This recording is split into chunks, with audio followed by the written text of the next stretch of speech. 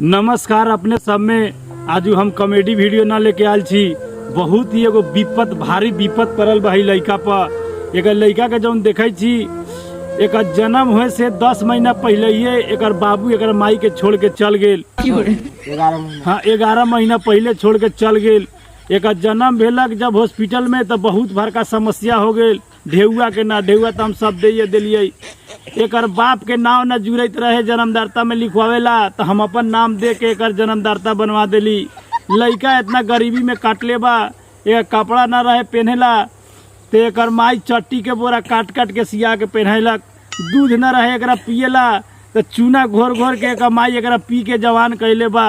अब लड़का जवान भेलक तो अभी काम धंधा करता ताशा पार्टी में झुनझुना बजावले।